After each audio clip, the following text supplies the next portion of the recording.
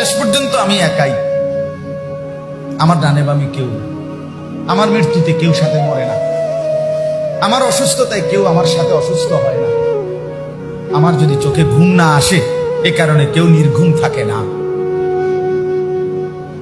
আমি আসলেই একাই, আমার ক্ষুধায় আরেকজনের ক্ষুধার্ত হয় না, আমার তৃষ্ণায় আরেকজনের তৃষ্ণার্ত হয় না। আমি এটাই সত্য, এটাই বাস্তব। আমি অবশ্যই তোমাদেরকে পরীক্ষা করব, ভয় দিয়ে, ক্ষুধা দিয়ে, সন্তানের ইন্তেকাল দিয়ে, ফসলের ক্ষতি দিয়ে, সম্পদের ক্ষতি দিয়ে আমি পরীক্ষা করব। কিন্তু যারা সবর করবে এবং যারা এই কনসেপ্ট রাখবে ইন্না লিল্লাহি ওয়া ইন্না ইলাইহি রাজিউন, এদেরকে আল্লাহ পাক প্রশংসা করেছেন, ইনশাআল্লাহ এরা সফল হবে।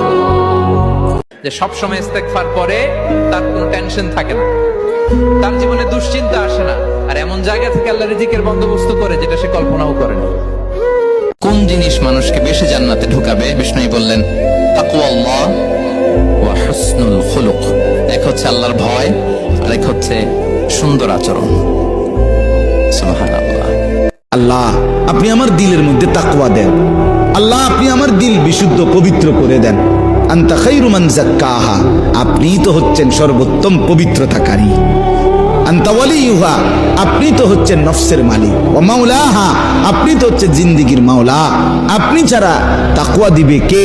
আপনি ছাড়া হেদায়েত দিবে কে? মাওলা আল্লাহুম্মা আসলিহ লি শা'নি কুল্লা ওয়া লা তাকিলনি ইলা নাফসি তারফাতা আইন। রাসূলের দোয়া, আল্লাহ আপনি আমার জিন্দেগীটা ঠিক করে দেন, আমার রাত ঠিক করে দেন। একটা হাদিসে এসেছে যে ইনশাআল্লাহ যখন কেউ বলে কোনো কাজ করার আগে তার ওই কাজটা সুসম্পন্ন করার দায়িত্ব আল্লাহ পাক নিজে নিয়ে নেন। যেই রব গাছের ডালে ঘুমন্ত পাখিকে পড়তে দেয় না, আপনি কিভাবে ভাবলেন সেই আল্লাহ আপনার হৃদয়ের কথা শুনেন না? আপনি কিভাবে ভাবলেন সেই আল্লাহ আপনার কথার সাড়া দিচ্ছে না? আমার আল্লাহ এমন ভাবে আপনাকে দিবেন, আপনি যা চেয়েছেন তার চেয়ে বেশি দিবেন। সেজন্য আল্লাহর উপর ভরসা রাখুন, তাওয়াক্কুল করুন আমার মালিকের প্রতি।